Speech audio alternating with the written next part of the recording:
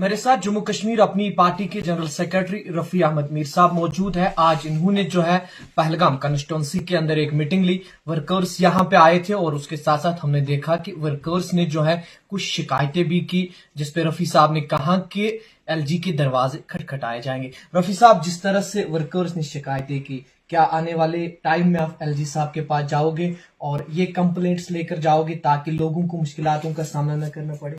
देखिए, जो रोज़मर्रा के मामलात है और हुकूमत का चलन है और लोगों के मसाइल हैं, ये मौजूदा हुकूमत का काम है, एडमिनिस्ट्रेशन का काम है और इसमें उन लोगों का योगदान होना चाहिए था जो अवामी नुमाइंदे हैं, जो उन्हें वोट लिया है।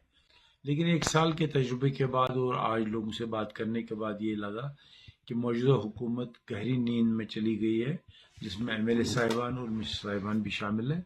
इसलिए ज़रूरी बनता है कि हम पहले ग्राउंड सिचुएशन को स्टडी करें, जैसे कि आज लोगों ने अपने मसाइल का जिक्र किया। हालिया जो हॉर्टिकल्चर इंडस्ट्री को बहरान आया, पहलगाम में टूरिज्म इंडस्ट्री को बहरान आया, और जो काम सरकार की तरफ से हो रहे हैं, एडमिनिस्ट्रेशन की तरफ से हो रहे हैं, या तो वो लॉपसाइडेड डेवलपमेंट है या कंसिडरेशंस पे है, तो उसको पूछने वाला कोई नहीं है, या तो लोगों का कहने के मुताबिक इसमें वो लोग शामिल हैं जिनको इनकी रखवाली करनी चाहिए थी, वो भी नजर नहीं आ रहा। इसलिए ज़रूरी बनता है कि हम आला हुकाम तक, हुकूमत के आला हुकाम तक, एडमिनिस्ट्रेशन तक, डीसी साहब तक ये बात पहुंचाए, और अगर उसके बाद भी इन बातों का इजाला नहीं होता है, मौजूदा सरकार टस से मस नहीं होती है, ज़रूरी बनता है कि ये बात एलजी साहब तक भी पहुंचाई जाए। मुझे लगता है सोशल मीडिया के ज़रिए, अखबारों के ज़रिए ये बातें आगे आ ही रही हैं। तो आज हमने अपने वर्कर्स को हर गांव में, हर मोहल्ले में, हर पंच में मुनज़्ज़म होने की हिदायत की, और साथ में आरटीआई के ज़रिए मुसद्दिक़ा इतलात लाने की भी जोर दिया, क्योंकि मैं इस बात का यकीन रखता हूँ कि हमें कभी किसी फ़र्द की या इंस्टीट्यूशन की गैर ज़रूरी शिकायत नहीं करनी चाहिए जो सही नहीं हो। इसलिए हमने 1 हफ्ते और 10 दिन का टाइम दिया वर्कर्स को। जहाँ जहाँ कुछ शिकायत हो वो हम जमा करेंगे, जहाँ अफसर्स के बारे में शिकायत हो वो जमा करेंगे, जहाँ कंस्ट्रेशंस का सवाल आता है वो जमा करें, ताकि पहलगाम में रहने वाले लोगों का एक इत्मीनान का सांस हो और ये लगे कि गाड़ी को हम पटरी पर लाने में कामयाब हो जाएंगे। रफी साहब, पीडीपी के जानिब से जो है अपनी पार्टी पे इल्जामात लगाए जा रहे हैं कि मौजूदा सरकार के खिलाफ इसलिए नहीं बताया जा रहा है क्योंकि शायद एक राज्यसभा सीट जो है बुखारी साहब को दी जाएगी। आज हमने देखा कि नेशनल कॉन्फ्रेंस ने 3 कैंडिडेट्स को अनाउंस किया, चौथा अनाउंस नहीं किया क्योंकि वहीदुर रहमान पर्रा कहते हैं कि आज अपनी पार्टी और नेशनल कॉन्फ्रेंस की आपस में बनती है, शायद बुखारी साहब को राज्यसभा भेजा जाएगा। तो परसों अपनी पार्टी की मीटिंग थी, आप भी मौजूद थे, उसके बाद प्रेस कॉन्फ्रेंस हुई, तो कहाँ तक ये सच है? देखिए, पहले बदकिस्मती ये है कि यहाँ लोगों की मेमोरी बहुत शॉर्ट है। अगर आप उन पॉलिटिकल पार्टीज को लेंगे जिन्होंने लंबा इक़्तिदार यहाँ पे एंजॉय किया, वो नेशनल कॉन्फ्रेंस पीडीपी है, और आप देखिए जो उनका एजेंडा था, जिस बात पे वो हुकूमत कर रहे थे, वो उन्हीं बातों से इनहराफ कर गए और आज लोगों को बिजी रखने में कामयाब हो गए।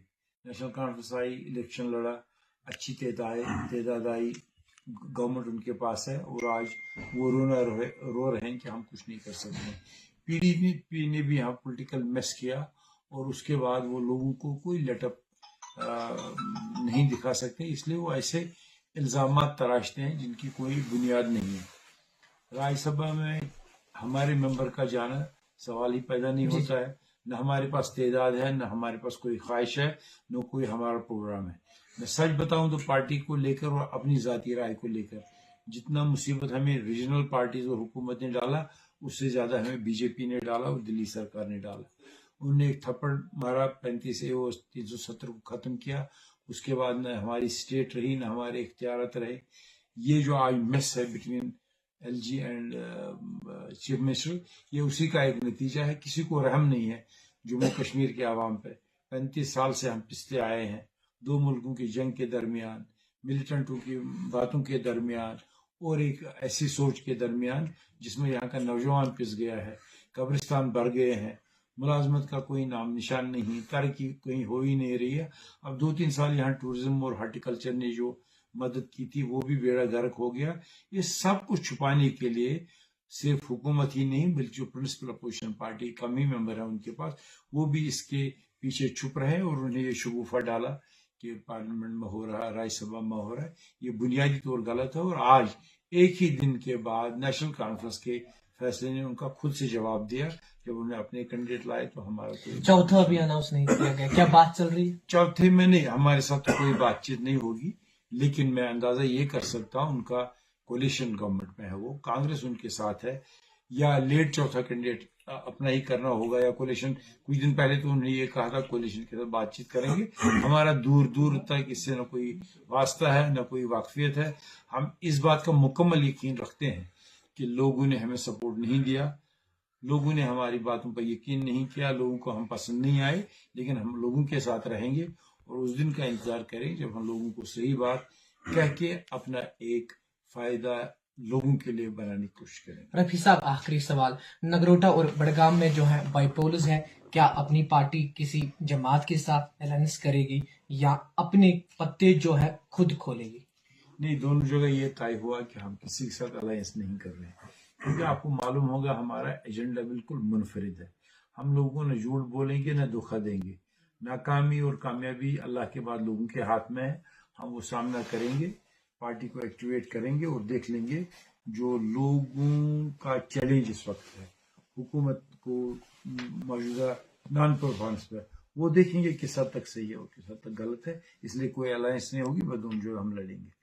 جموں کشمیر اپنی پارٹی جو ہے اپنے دم پہ کینڈیڈیٹس کو نگروٹا اور بڑگام کی سیٹ پہ اتارے گی، کسی کے ساتھ کوئی الائنس نہیں ہوگی. اور جموں کشمیر کے لوگوں کے جتنے بھی معاملات ہیں وہ معاملات جو ہے وہ ہم ایڈمنسٹریشن تک پہنچائیں گے اور کوشش کریں گے کہ ان میں ازالہ ہو جائے. مزید کیا ہوگا وہ بھی پہنچائیں گے. دیکھتے رہے وطن نیوز کشمیر، شاہد کے ساتھ.